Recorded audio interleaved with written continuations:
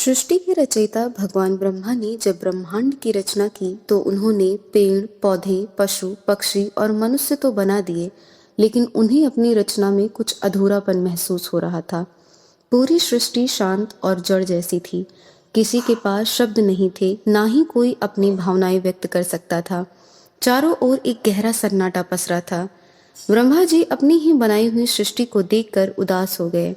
उन्हें लगा कि बिना वाणी और बुद्धि के ये शरीर एक मृत समान शरीर की तरह है।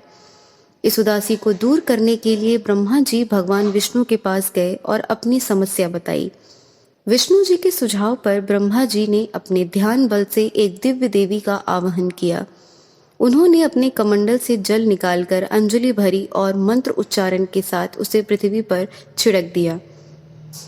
जैसे ही जल की बूंदें धरती पर पड़ी, एक दिव्य प्रकाश पुंज प्रकट हुआ। उस प्रकाश के बीच से सफेद कपड़े पहने हुए अत्यंत मनमोहक छवि वाली देवी प्रकट हुई। उनके 4 हाथ थे।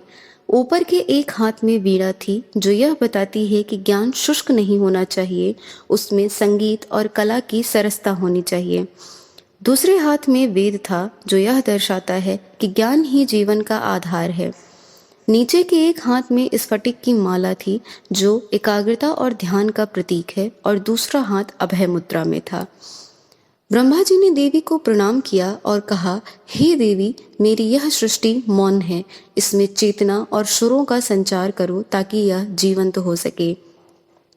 ब्रह्मा जी की आज्ञा पाकर देवी ने जैसे ही अपनी वीणा के तारों को छुआ, उसमें एक दिव्य ओमकार ओम की ध्वनि निकली।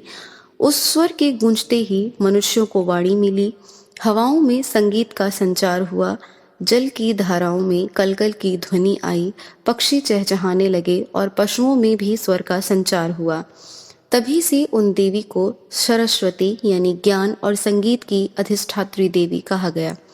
यह अद्भुत घटना माघ मास के शुक्ल पक्ष की पंचमी को घटित हुई थी, इसलिए इस दिन को देवी सरस्वती के जन्मोत्सव के रूप में मनाया जाता है।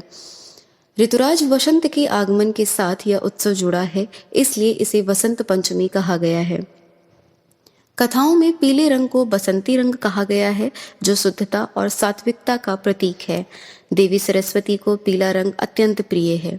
इस समय धरती पर सरसों के पीले फूल खिलते हैं, जो प्रकृति के श्रृंगार जैसा लगता है। पीला रंग सूर्य के प्रकाश का प्रतीक है, जो अज्ञानता के अंधेरे को दूर करता है। वसंत पंचमी की पूजा बहुत ही पवित्र भाव से की जाती है।